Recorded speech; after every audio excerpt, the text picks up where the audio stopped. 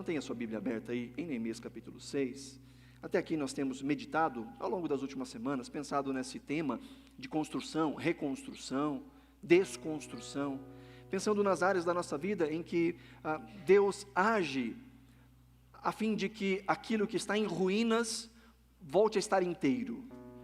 Coisas que vieram às ruínas, ou por ações nossas, ou pelas contingências da vida, pelas circunstâncias que nos cercam, traumas familiares, dores emocionais, talvez uma autoimagem deturpada, talvez um casamento que precisa de reconstrução, uma vida financeira que precisa de reconstrução, uma vida acadêmica, profissional. Muitas são as áreas da nossa vida que podem experimentar essa desordem, essa desorganização. Em parte, talvez pela má administração das nossas ações, mas às vezes completamente fora da nossa capacidade de agir, de interagir e de mudar. Simplesmente coisas que acontecem ou aconteceram conosco ao longo da nossa história. E nos afetam de maneira tão profunda. Até aqui temos meditado de uma maneira um pouco mais detida, dentro desse livro de Neemias. Neemias, que foi este governante usado por Deus para restaurar o povo de Israel após 70 anos de destruição, 70 anos de ruínas. Israel, que por seus muitos pecados foi levado para fora da sua terra, foi levado para fora de Israel, propriamente dito, de Jerusalém. Agora, 70 anos depois disso, recebe o direito de retornar à sua terra. E retornando, podem reconstruir o templo que havia sido destruído, a identidade do povo que havia sido destruída e deturpada com muitas mesclas de várias e várias nações. E também agora a reconstrução da cidade em si, as muralhas da cidade. A este ponto, o povo já havia voltado para a terra, já fazia mais ou menos 20 anos, mas a terra ainda estava destruída, os muros ainda estavam destruídos, e Israel ainda experimentava dessa vergonha de não ter a sua cidade bem guardada. Deus usa este homem, chamado Neemias, como um instrumento dessa reconstrução. Ele se sente incomodado pela situação, ele toma parte da situação, e ele passa agora a se colocar à disposição para a reconstrução. Pede então as cartas de autorização do rei, bem como os mantimentos necessários, os suprimentos necessários para essa reconstrução, e vai até Israel. E vimos ao longo das últimas semanas os princípios que regem e que governam este processo de planejamento, de inquietação, este desejo de que as coisas sejam diferentes. E então agora passamos às ações. Na semana passada começamos a falar sobre as ações que Neemias tem nesse processo de construção. Primeiro, olhando muito de perto aquilo que precisava ser reconstruído, motivando aqueles que iriam ajudar em todo esse processo e resistindo às dificuldades e às intempéries que lhes eram colocadas em todo o tempo. E esse, inclusive, é o tema que nós vamos meditar nessa noite. Nós vamos pensar um pouco sobre superar as resistências e as distrações. Porque como nós pensamos na última semana, todas as vezes que nós nos colocamos em reforma ou em reconstrução, nós estamos nos colocando em um ambiente de batalha, um ambiente de guerra. Como Mateus falou hoje também, é sair da zona de conforto, é sair daquele ambiente onde tudo está calmo. Talvez não está bom, mas está calmo. E nos colocarmos em trabalho, e nos colocarmos em ação. E quando nos colocamos em ação, virão as resistências. Isso nós vemos desde o capítulo 2, quando o povo aí no versículo 19 do capítulo 2, se você quiser voltar um pouquinho aí, no capítulo 2, verso 19, quando começa aí a pensar sobre a motivação, sobre colocar a mão na obra, a obra ainda nem havia começado. Lá no versículo 19 diz que Sambalate, o Horonita, Tobias, o servo Amonita, e um árabe chamado Gesem, souberam disso e zombaram de nós e nos desprezaram, dizendo: o que é isso que vocês estão fazendo? Querem se rebelar contra o rei? Então, diante desses esforços de querer reconstruir, nem haviam começado ainda, vem agora a zombaria, vem agora o atrapalho. E a resposta de Neemias diante dessa zombaria, aí no versículo 20, é olhar para Deus. Ele diz no verso 20, eu lhes respondi, o Deus dos céus é quem fará com que sejamos bem-sucedidos. Nós, seus servos, vamos nos preparar e começar a reconstrução, mas vocês não têm parte, nem direito, nem memorial em Israel. Neemias diz, Deus vai agir e nós vamos agir.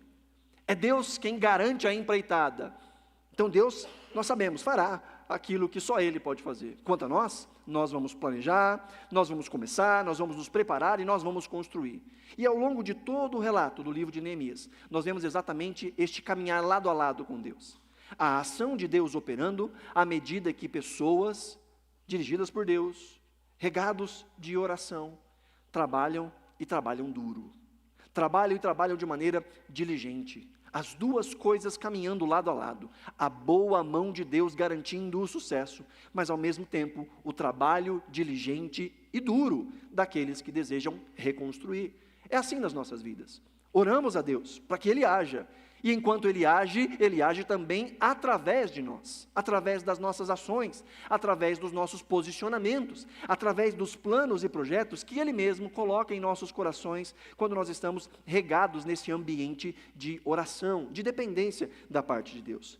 No capítulo 3, então, começam, de fato, as obras.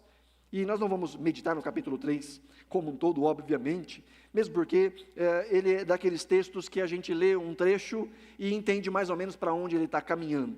Que fala o nome de alguém, fala o lugar onde esse alguém começou a construir ou reconstruir, depois fala de uma outra família, e fala o lugar onde essa família começou a fazer as suas obras. E o capítulo todo é assim, falando de 42 grupos de pessoas que vão se ocupar de partes desta reconstrução. Quero só detalhar aqui com você o versículo 1 do capítulo 3, que diz assim: então o sumo sacerdote Eliasibe se levantou com os seus irmãos, os sacerdotes, e reconstruíram o portão das ovelhas. Eles o consagraram, colocando os portões no seu lugar, e continuaram a reconstrução até a torre do Sem e até a torre de Hananel.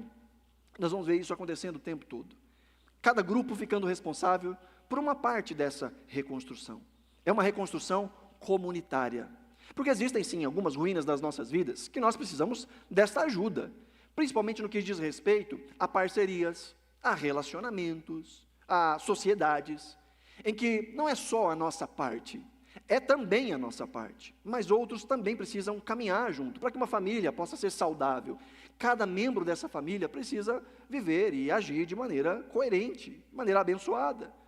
Nós garantimos a nossa parte, ou pelo menos deveria ser assim.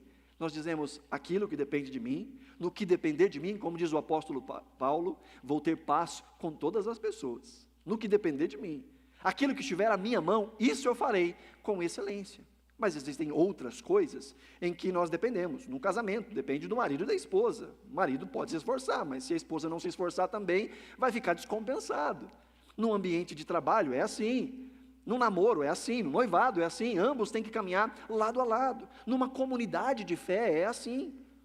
Paulo vai dizer em Efésios capítulo 4 que à medida em que cada parte realiza a sua tarefa, a igreja de Cristo cresce e edifica-se a si mesmo em amor, na medida em que cada parte realiza a sua função. Nós dependemos uns dos outros. Há partes que dependem de nós, mas também nós dependemos uns dos outros. E o que nós vemos aqui no capítulo 3 é exatamente essa comunidade, entendendo que o problema é de todo mundo e todo mundo colocando a mão, começando pelo sumo sacerdote, começando pela grande autoridade religiosa. É muito legal que aqui o texto fala de autoridade religiosa, como é o caso do sumo sacerdote. Lá no versículo 8, vai falar sobre Uziel, que era um ourives, cuidava de ouro, fazia pedras, fazia utensílios com ouro. Junto com ele tinha um tal de Hananias, que era um perfumista. Então veja, tem sumo sacerdote trabalhando, tem ourives trabalhando, tem perfumista trabalhando. Não só isso, mas o versículo 9 fala que tinha um tal de Rafaías, que era governador da metade do distrito de Jerusalém. Então tem sumo sacerdote, tem perfumista, tem ourives, tem governador. Olha o verso 12, que interessante. Ao lado dele, nos reparos, tinha também um tal de Haloés, governador da outra metade do distrito de Jerusalém, ele e as suas filhas. Tinha homem, tinha mulher, estava todo mundo envolvido nesse processo de construção, de reconstrução. Se você ler depois com calma o capítulo 3, você vai ver os trechos que cada um reparou. E você vai ver que tem gente que trabalhou muito e tem gente que trabalhou bem menos. Porque na vida é assim também, né? Nas coisas que a gente caminha e faz junto com os outros, sempre vai ter aqueles que trabalham mais e aqueles que trabalham mais ou menos, né? Na igreja tem muito disso. Tem uma estatística que diz que 90% de todo o trabalho da igreja é feito por menos de 10% de toda a igreja. Tem gente que está no ministério infantil, tem que cantar, tem que cuidar das crianças, tem que cuidar de pequeno grupo, tem que discipular, tem que ir visitar no hospital. É muito trabalho para pouca gente. E isso acontece na vida. Num casamento sempre tem aquele que é mais dedicado ao Senhor do que o outro. Numa família sempre tem aquele que é mais dedicado ao Senhor do que o outro. Num ambiente familiar é assim, num ambiente de trabalho, na escola sempre tem aquele que faz mais do que os outros. Bom seria se todo mundo caminhasse lado a lado, mas a gente sabe que do lado de cada eternidade a gente enfrenta essas dificuldades. Então aqueles que caminham têm que fazer isso com alegria e tentar motivar outros para que façam o mesmo. E o que vemos aqui é essa comunidade crescendo, se desenvolvendo, e o trabalho vai acontecendo. Mas, de novo, todas as vezes que a gente se coloca para reconstruir, existem as adversidades que aparecem, existem os entraves, as resistências, que é o que acontece no capítulo 4. Diz que quando Sambalate ouviu que nós estávamos reconstruindo a muralha, ficou irado e indignado, e começou a zombar dos judeus. Na presença de seus irmãos e do exército de Samaria, ele disse: o que esses judeus fracos estão fazendo? Vocês vão permitir que eles continuem? Será que vão oferecer sacrifícios? Pensam que podem acabar em um só dia? Será que as pedras que foram queimadas poderão renascer daqueles montões de pó? Verso 3 diz: Tobias, o amonita, estava com Sambalate e disse: mesmo que reconstruam, se vier uma raposa, derrubará aquela muralha de pedras. Sempre tem aquele que quer atrapalhar. Tenta atrapalhar desmotivando, tenta atrapalhar zombando. Você vai construir, mas não vai dar certo. E queridos, a vida sempre vai ter gente que vai querer nos desmotivar. Sempre vão ter aqueles que, ao olhar aquele que está vivendo numa visão que vem de Deus, vão dizer: você é louco, isso não vai dar certo. Não adianta nem começar, desiste do seu casamento, desiste dos seus filhos, já foi, acabou. O que você tinha que fazer, você tinha que ter feito quando eles eram pequenos, agora já era, não adianta nem orar, acabou. Desiste dessa vida, desiste da sua empresa, desiste. Sempre vão ter aqueles que vão falar para que você não vá à frente, mesmo quando você recebe da parte de Deus uma direção, uma visão e uma palavra. Mas a resposta de Neemias a essa zombaria, novamente, é no verso 4, a resposta dele é a oração. Diz o texto: ouve, ó nosso Deus, pois estamos sendo desprezados. Neemias ora. O que ele faz? Ele ora. Estão dizendo: vocês não vão conseguir, não vai dar certo. E ainda que vocês construam ou reconstruam as muralhas, é só a gente soltar uma raposa, isso tudo cai. E a resposta de Neemias é: Deus é a minha defesa. Deus está comigo. Deus está nesse processo. E olha o verso 6, diz: assim reconstruímos a muralha. E toda a muralha foi acabada até a metade da sua altura, porque o povo tinha ânimo para trabalhar. É olhando para Deus que a gente tem ânimo para trabalhar. Mesmo diante das adversidades, mesmo diante das falas maldosas, olhando para Deus, nós temos ânimo para trabalhar. Mas aí, não para por aí, né? Verso 7 diz: mas quando o Sambalate, Tobias, os árabes, os amonitas, os asdoditas, ouviram que a reparação da muralha de Jerusalém ia adiante, e que já começavam a fechar as brechas, ficaram muito irados. Todos se ajuntaram de comum acordo para virem atacar Jerusalém e criar confusão. De novo, resistência. E a resposta de Neemias no verso 9: porém nós oramos ao nosso Deus, e como proteção, pusemos guardas contra eles de dia e de noite. O que eles fazem como resposta? Oração e vigilância. Oração e ação. Orar sim, mas vigiar também. Aquilo que só Deus pode fazer, só Deus pode fazer. Mas há algo que nós podemos nos ocupar, de sermos atentos, de vigiarmos os nossos passos. E ele inclusive vai dizer lá no versículo 14, não tenham medo deles. Lembrem-se do Senhor, grande e temível, e lutem pelos seus irmãos, seus filhos, suas filhas, pelas mulheres e pela casa de vocês. Neemias diz: olhem para Deus, mas enquanto isso, vigiam. E aqui no capítulo 4 nós vemos uma estratégia que eles têm, de dividir o grupo de construtores em dois grupos. Um grupo fica só para proteção, e o outro grupo fica para a construção. Nesse grupo que fica para a construção, diz o texto aqui, que aqueles que eram os carregadores, com uma mão carregavam os suprimentos e com a outra mantinham a espada a postos.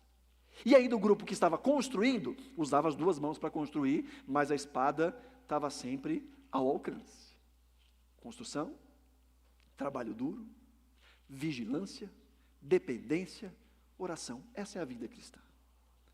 Nós oramos, nós agimos, nós vigiamos. Nós contamos com a assistência, a vigilância, a intercessão de outros também sobre nós. A importância da comunidade de fé, de saber que tem gente orando pela gente.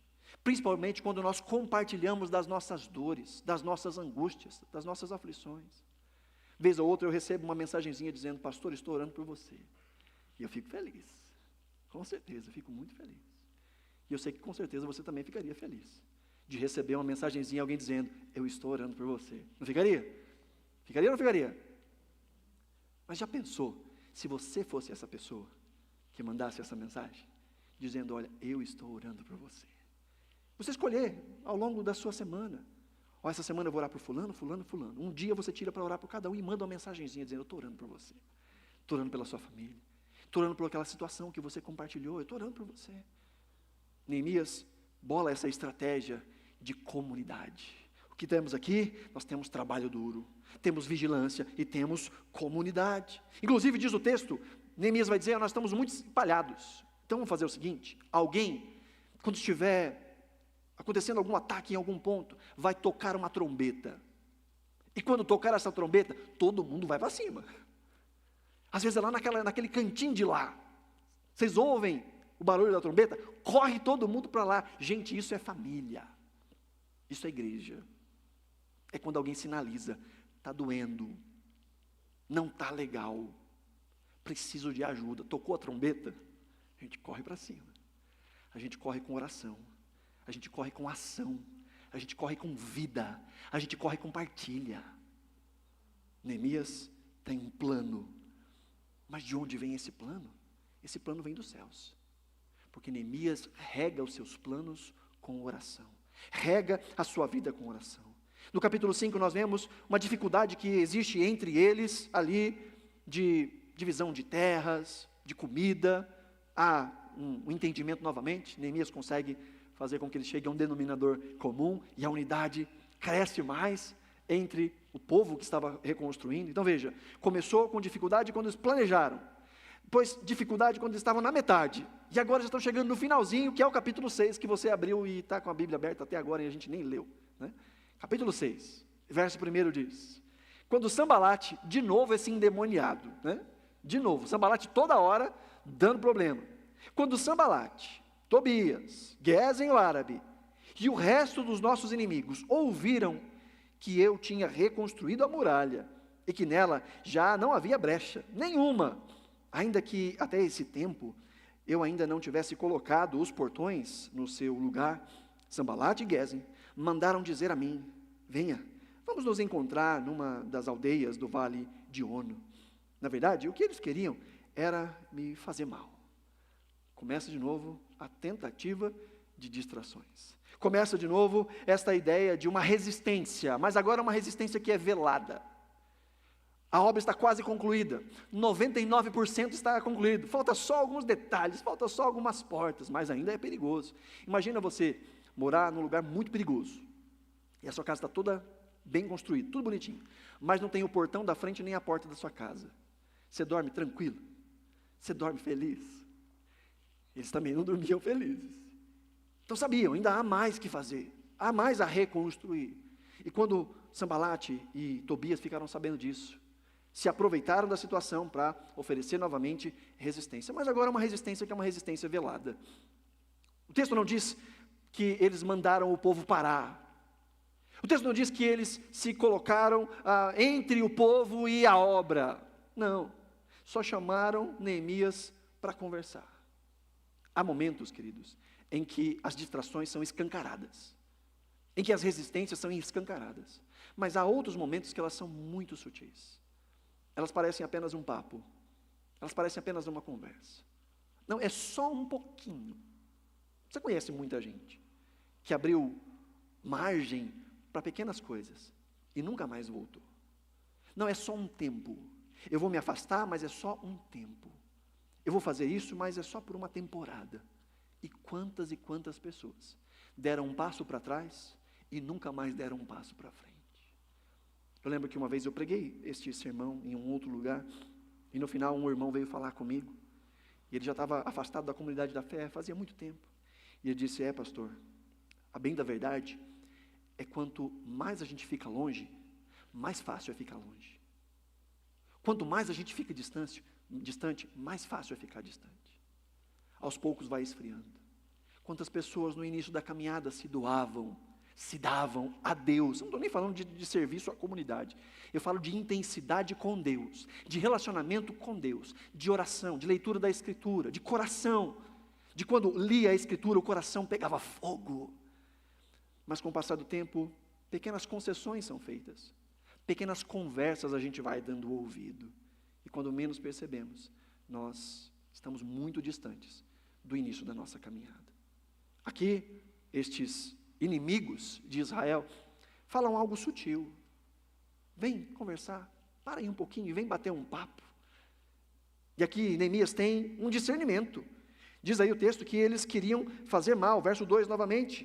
Ele diz: venham até nos encontrar no vale de Ono. Mas Neemias diz: na verdade, o que eles queriam era me fazer mal. E qual é a resposta de Neemias diante dessa tentativa de distração, dessa tentativa de conversa, de deixar a postura combativa, de deixar a atitude, de deixar a proposta inicial e se abrigar em uma outra proposta? A resposta de Neemias está no versículo 3, diz o texto: por isso enviei-lhes mensageiros para dizer: estou fazendo uma grande obra e não posso descer até aí. Porque devo parar a obra para ir me encontrar com vocês? Gente, isso aqui é frase para escrever no espelho do seu banheiro, para escrever na sua carteira, toda vez que você abrir a carteira, sabe? Às vezes está numa pendência financeira e sabe que precisa resolver ela, mas gasta um pouquinho mais, escreve na carteira. Aí na hora que você abre assim: estou fazendo uma grande obra. Aí você fecha ela de novo: não vou gastar à toa, porque eu estou comprometido com uma grande obra. Às vezes é no trabalho, às vezes é em casa, que alguém te desafora, que alguém fala um negócio que mexe lá no fundo, e a resposta vem aqui, na ponta da língua. Aí você vai mirar em algum lugar que você escreveu na parede da sua casa: estou fazendo uma grande obra. Você fala assim: eu estou fazendo uma grande obra. Eu vou engolir, eu vou respirar, porque eu quero que o meu casamento seja abençoado, eu quero que o meu ambiente de trabalho seja abençoado, eu quero que o meu relacionamento seja abençoado. Então eu vou calar o meu ego, eu vou calar o meu orgulho. É fácil descer, é fácil dar ouvidos, mas eu estou fazendo uma grande obra, então eu não vou parar. Esse é o tipo de frase para a gente escrever no carro, né? Escreve no seu banheiro, no espelho do seu banheiro, para lembrar dessa grande obra. Porque, de novo, todas as vezes que nós nos colocamos para reconstruir, para voltarmos a uma vida que seja gloriosa diante da face de Deus, sempre vão existir as retaliações, sempre vão existir as resistências, e nós precisamos nos lembrar de para onde nós estamos caminhando. Neemias disse: eu estou fazendo uma grande obra. Isso é muito importante para quando nós tivermos que lidar com o que eu quero agora e com aquilo que eu sei que vale mais. É diante dessa escolha. Não, agora o que eu quero é soltar os cachorros em cima daquela pessoa para poder ter um pouco de alegria de que eu não estou machucado sozinho. Isso que eu quero agora. Mas o que vale mais é a paz no relacionamento. Então aí, não, eu estou fazendo uma grande obra. Quando a gente diz: não, eu preciso disso agora, eu passo no cartão em 24 parcelas de sei lá quantas vezes, mas eu preciso agora, eu quero agora. Aí a gente para pensar: será que eu preciso mesmo disso agora? Será que eu não posso esperar um pouquinho mais? É a gratificação no tempo presente, em contraste com a dor no longo prazo, ou eu espero no tempo presente, e lá na frente eu tenho uma alegria que é permanente e não vai ficar dando dor de cabeça. Eu estou em uma grande obra, então eu não vou descer. É quando nós entendemos o que é bom e o que é melhor, e nós não trocamos o melhor por aquilo que é bom, porque sabemos que estamos fazendo uma grande obra. É não se rebaixar. Neemias está dizendo, eu não vou me rebaixar. Eu ouvi uma história que foi me passada por verdade. Então, eu vou te passar ela do jeito que eu comprei, por verdade. Diz que tinha um rapaz que, ele era um americano, e ele foi para a China, ser um missionário na China. E ele era empregado nos Estados Unidos e foi para uma filial que havia na China. E ali, então, era o ambiente onde ele retirava o seu sustento. Mas o propósito dele era ser um missionário. Ele tinha o seu sustento na sua empresa, mas ele era um missionário. E com o passar do tempo, o trabalho dele foi fluindo bem nessa empresa. Então ele recebeu uma ligação do seu superior lá dos Estados Unidos. E disse, olha, você está fazendo um trabalho muito bom.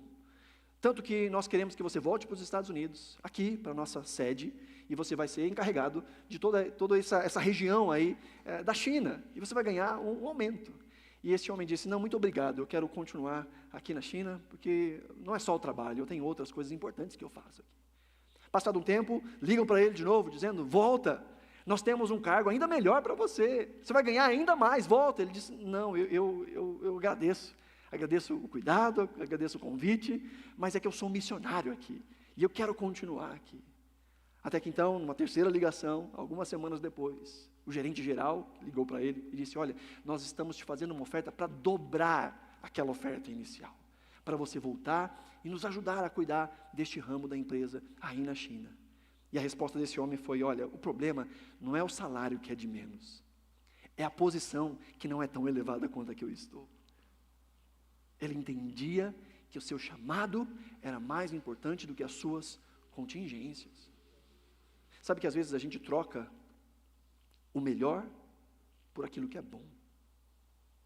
Às vezes a gente troca e sempre o nosso coração vai pregar essa peça. A gente não vai dar desculpas esfarrapadas para aquilo que é o melhor. A gente não vai dar isso. A gente vai encontrar boas desculpas para deixar de lado aquilo que é importante. A gente vai olhar para a prioridade e vai dizer, isso é prioridade, mas é só um pouquinho aqui. Isso aqui é muito importante. Depois eu volto para a prioridade. Nosso coração sempre vai nos pregar peças. E Neemias é alguém de caráter. E Neemias é esse que vai dizer, eu estou fazendo uma grande obra de forma que eu não vou descer. Sabe que Jesus contou uma parábola a respeito de um grande banquete. Ele disse, vão por aí e chamem essas pessoas, chamem os discípulos para o banquete, chamem os convidados para o banquete. E diz o texto que um dizia, não, mas é que eu comprei um terreno e eu preciso lá olhar esse terreno, depois eu vou. Outro disse, não, eu acabei de casar, depois eu vou. Outro disse, eu comprei 10 juntas de bois, e eu tenho que experimentar as juntas de boi. Eram os tratores da época, era gente do agronegócio.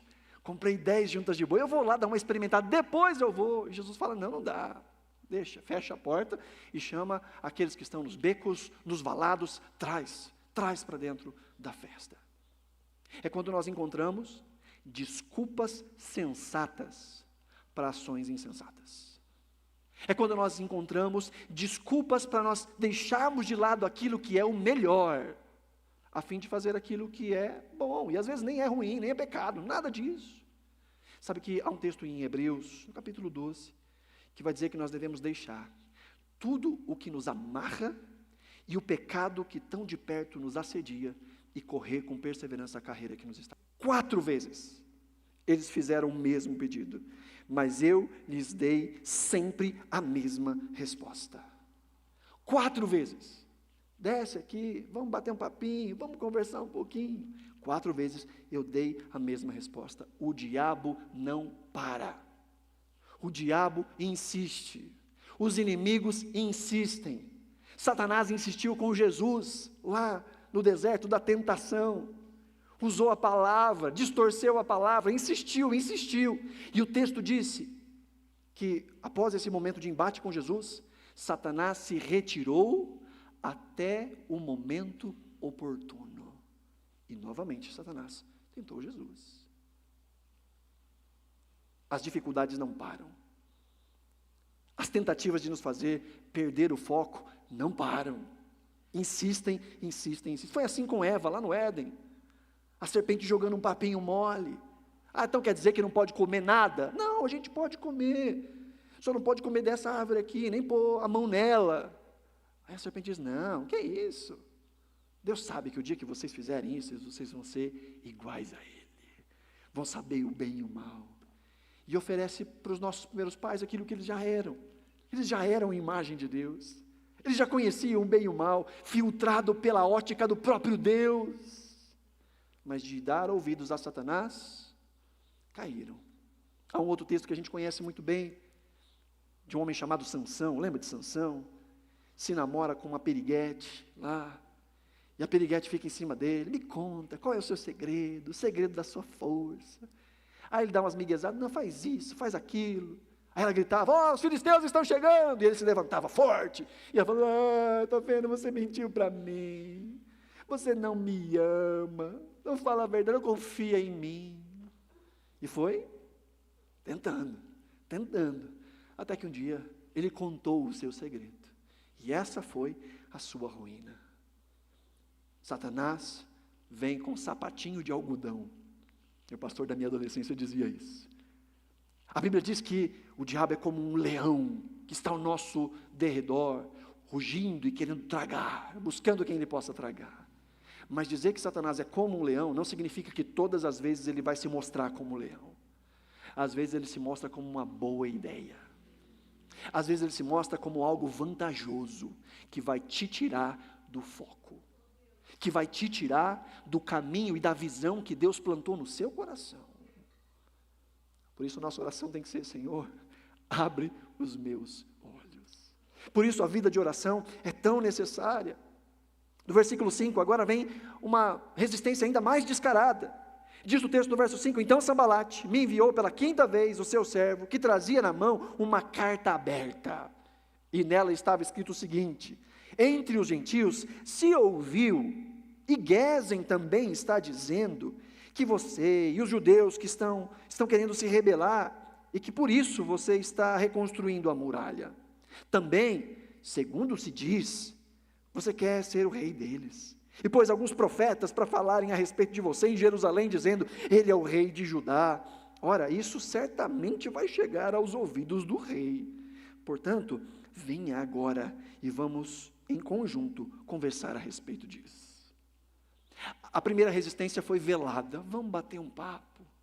A segunda agora é mais descarada. Agora os haters apareceram, né? Agora começa a fofoca. E você sabe o poder de uma fofoca, né? Ela não precisa nem ser verdade,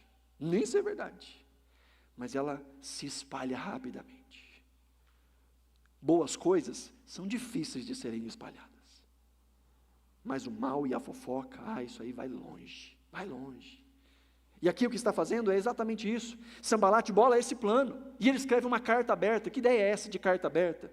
No mundo antigo, as cartas oficiais eram seladas, para que só aqueles de direito pudessem ler. Ainda é assim no nosso tempo. Sabia que no Brasil é crime federal você abrir a correspondência de uma outra pessoa? Sabia disso? É crime federal. 1 ano e 6 meses de detenção ou multa, se você abre a correspondência de alguém. Naquela época também não podia ficar lendo a correspondência de qualquer pessoa por aí. Mas naquela época, como agora também, havia as cartas abertas. E o que é uma carta aberta? É uma carta endereçada a alguém, mas com o propósito de que todo mundo fique sabendo o que está se falando com esse alguém. E é o que Sambalate está fazendo. Olha, estão dizendo por aí, Neemias, que o motivo que você está querendo reconstruir é porque você quer ser o governante deles, que você quer ser o rei deles. Estão dizendo por aí, porque fofoca é sempre assim, né? Dizem por aí, eu ouvi dizer, olha, eu não sei se é verdade, mas me passaram isso aqui. E aí vai passando para frente, e conta um conto, aumenta um ponto, né? E vai o negócio ficando gigantesco. Muitas vezes é até mentira aquilo que aconteceu. E essa é a estratégia agora do inimigo, para fazer com que a obra pare. É a fofoca, é a ideia de o que estão pensando ao meu respeito. E sabe que muitas vezes o diabo usa pessoas para fazer isso. Mas às vezes a gente mesmo é que faz isso. Às vezes a gente está pensando o que os outros estão pensando. Ninguém está falando nada. Nós estamos nos auto-sabotando. Nós estamos pensando, se eu fizer isso, o que vão pensar de mim? O que vão dizer lá em casa? O que vão dizer no meu trabalho? Se eu parar de participar daquelas rodinhas difamatórias, o que vão pensar de mim? Se quando começarem a contar aquelas piadas sujas, eu dizer, eu não quero ouvir mais esse tipo de coisa, o que vão pensar de mim? Vão achar que eu efeminei?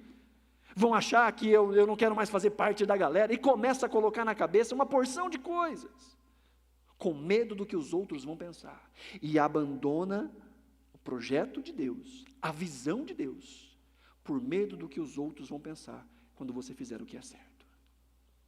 Sanbalate usa exatamente isso, a difamação, para produzir medo, para desencorajar aquelas pessoas. Olha o verso 9, o que todos eles queriam, diz o texto, era nos amedrontar.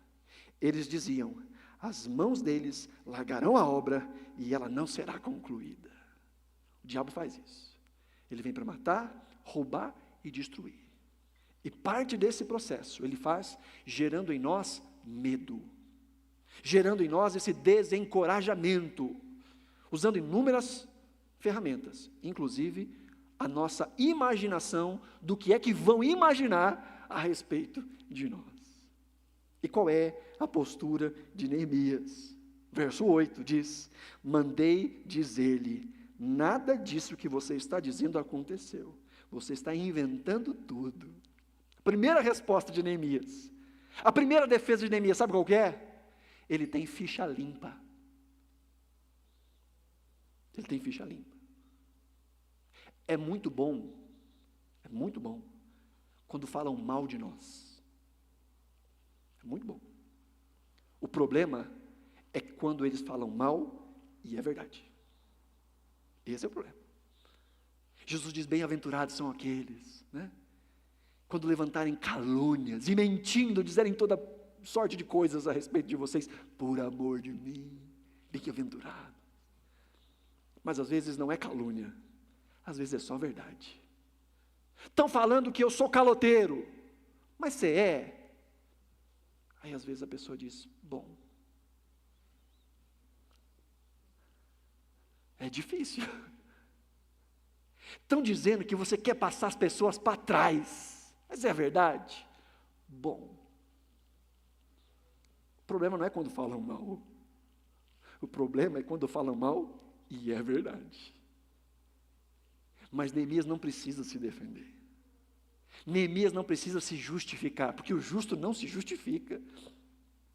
Ele diz, isso não é verdade, eu tenho a ficha limpa, levanta minha capivara, eu tenho a ficha limpa, pode falar, é só falar mal. Essa é a primeira ação, a primeira postura de Neemias. Ele tem integridade pessoal, ele não tinha culpa no cartório, ele está resguardado pela verdade. Mas ainda no versículo 9, vai dizer o texto, eles diziam, as mãos deles largarão a obra e ela não será concluída. Então Neemias diz, agora pois, ó Deus, fortalece as minhas mãos. Qual a resposta de Neemias? Diante das afrontas mentirosas, primeiro, eu sei quem eu sou, eu tenho integridade. Segundo, quem me defende é Deus. Eu oro a Deus, que fique claro a todo mundo quem eu sou, que vejam em mim quem eu sou, e se quiserem falar mal de mim, eu coloco nas mãos de Deus, o Senhor julga a minha causa.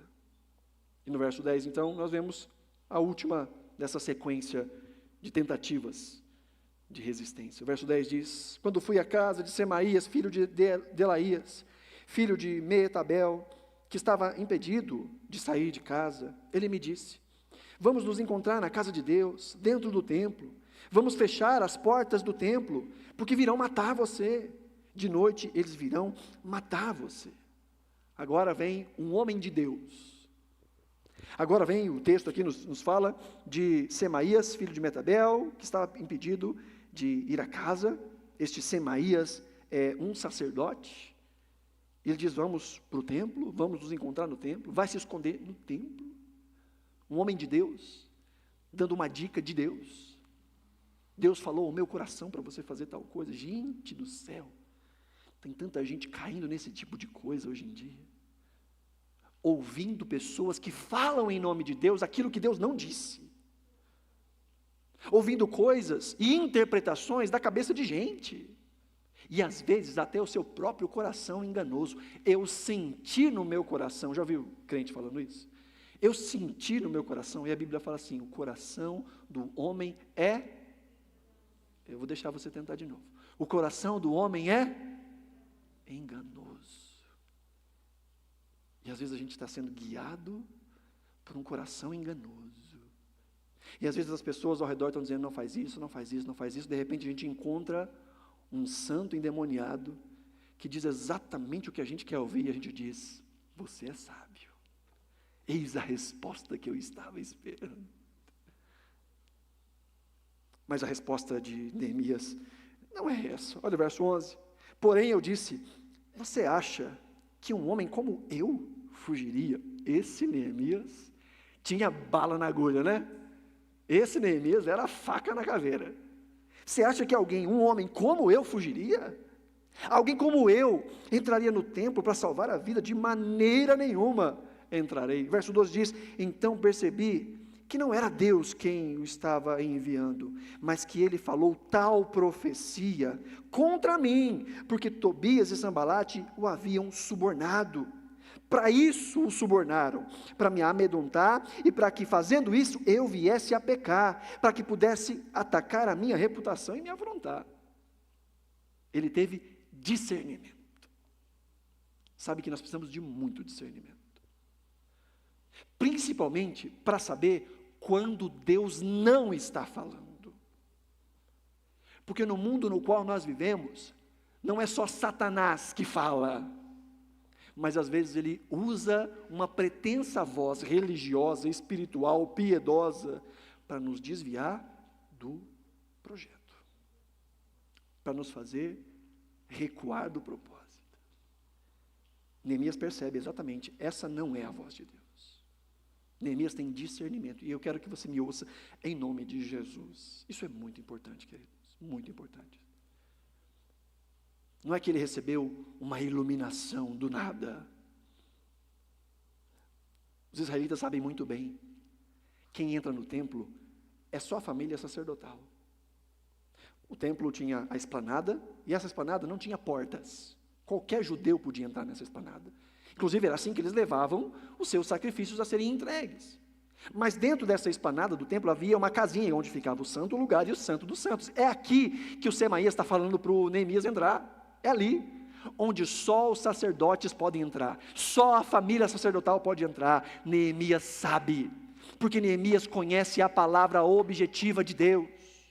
E um jeito de nós vencermos essas vaidades e essas pretensas vozes de Deus, que dizem assim diz o Senhor, quando Deus não disse, é conhecendo a Escritura, é conhecendo a palavra, é não sendo levado de um lado para o outro por todo tipo de vento de doutrina e pela astúcia e esperteza de homens que induzem ao erro, é conhecendo a Escritura, é sabendo julgar. É quando alguém diz, Deus está dizendo isso, e eu olho para a Escritura e eu digo, Deus não diz isso, porque na palavra Ele diz o contrário. É quando alguém que tem um sonho, porque comeu uma feijoada, não a nossa, que a nossa não dá esse tipo de coisa. Uma feijoada muito, desceu mais ou menos, aí tem umas visão, aí vem e compartilha o negócio não tem nada a ver com a vontade de Deus. Olha, eu estou sentindo que é tal coisa. Espera aí, Deus fala comigo. Eu tenho intimidade com Ele, eu leio a sua palavra, a palavra dEle me alimenta, Deus fala comigo.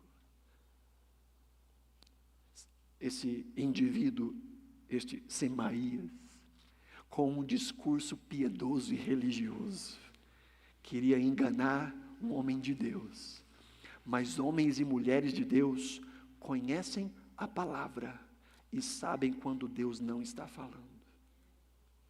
Ele então rejeita isso. Verso 12 de novo diz, eu percebi, eu tive discernimento, que essa tal profecia era contra mim. No verso 13 ele diz, eles estavam fazendo isso para que eu viesse a pecar. E como é que ele sabe que isso era pecado? Porque estava escrito na palavra de Deus. Conhecendo a palavra, ele não foi enganado. E o que ele fez na sequência? Verso 14. Lembra-te, meu Deus, de Tobias, de Sambalate, segundo as coisas que fizeram, e também da profetisa Noadia, e dos outros profetas que quiseram me amedrontar. O que Neemias fez? Orou. Eu acho que já deu para perceber o quanto oração é importante, né? Neemias está orando o tempo todo. antes de começar o projeto. Começou o projeto está pela metade, o projeto falta 1% para acabar. Neemias está orando, está orando. E quando a nossa vida é regada de oração, quando a nossa vida é por essa busca de entendimento e discernimento que vem por conhecer a palavra de Deus, quando nós somos gente de caráter, gente transparente, gente limpa, que não tem a ficha suja, porque vive de acordo com a Escritura, nada pode nos parar. O projeto de Deus na nossa vida não vai parar, que é exatamente o que acontece aí no versículo 15, diz o texto: a reconstrução da muralha foi terminada aos 25 dias do mês de Elul, em 52 dias. 52 dias. Faziam 20 anos que o povo tinha voltado para a terra, e em 52 dias, eles reconstruíram as muralhas. 52 dias. O verso 16 diz: quando todos os nossos inimigos ouviram isso, todos os gentios à nossa volta temeram e decaíram muito no seu próprio conceito, porque reconheceram que foi por intervenção do nosso Deus que fizemos a obra. A obra foi completada, foi terminada. O grande projeto foi cumprido. E foi cumprido porque a boa mão do Senhor estava com esse povo. Agora, se você ler todo esse texto, e nós passamos por ele com calma, você vai ver que não tinha nenhum anjo ajudando na construção. Nenhum anjo desceu para construir.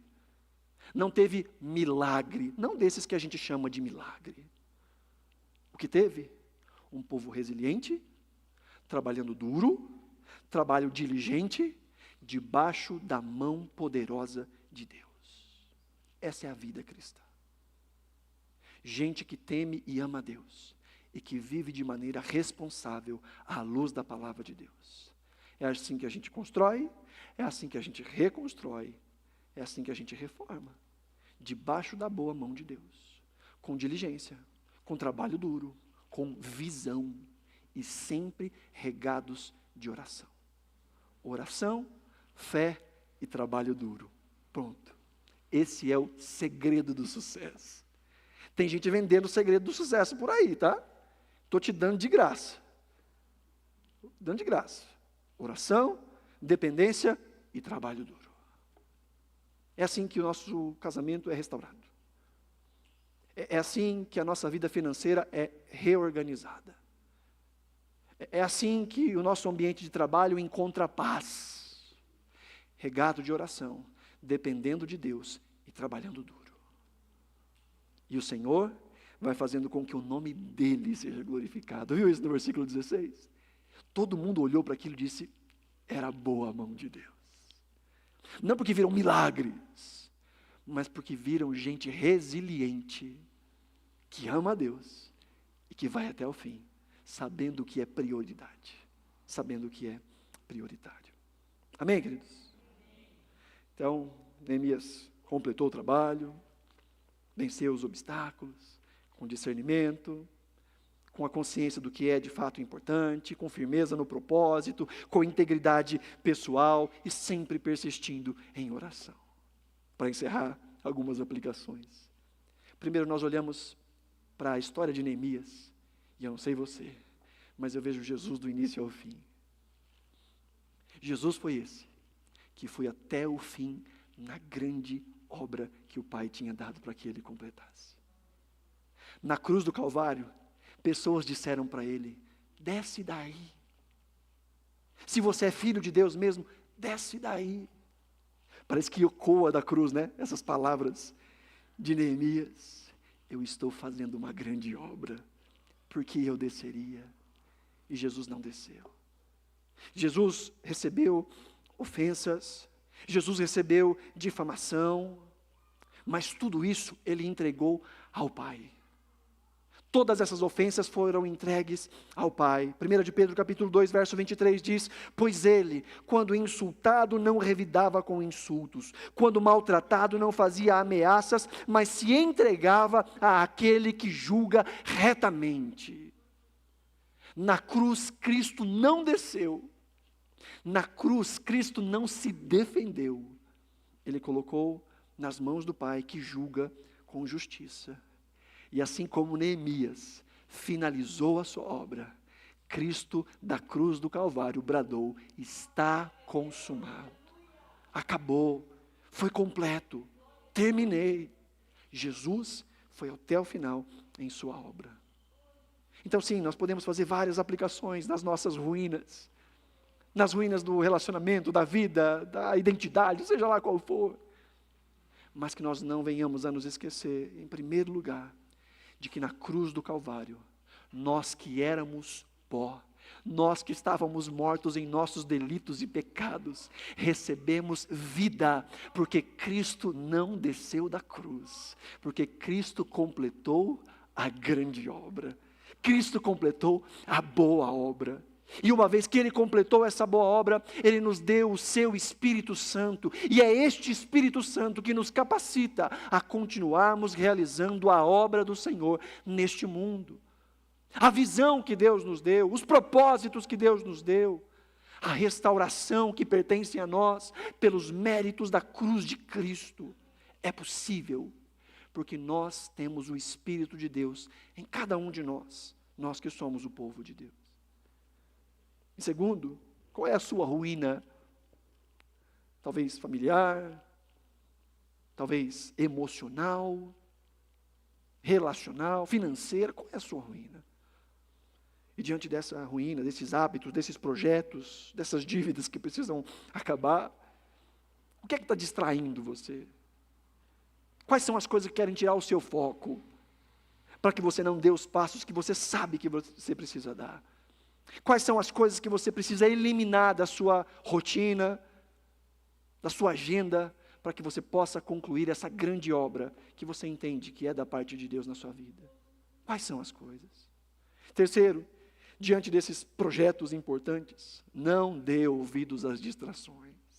Ouça a Deus, fale com Deus, ore a Deus, conheça a voz de Deus por meio da sua palavra, lembre-se da importância do projeto, lembre-se da prioridade.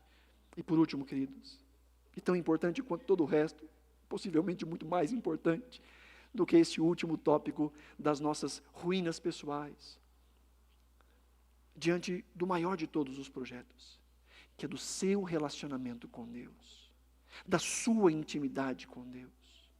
Quais são os passos que você tem dado? Quais são as resistências que você tem sofrido? E qual tem sido a sua postura para reacender a chama? Para reacender a chama do primeiro amor. Como nós cantamos hoje. Acende a chama, ó Pai, que uma vez brilhou. Mais uma vez, Senhor. Faz de novo. Faz de novo. Faz de novo. Quais são as distrações que têm te impedido de chegar mais profundo no seu relacionamento com Deus?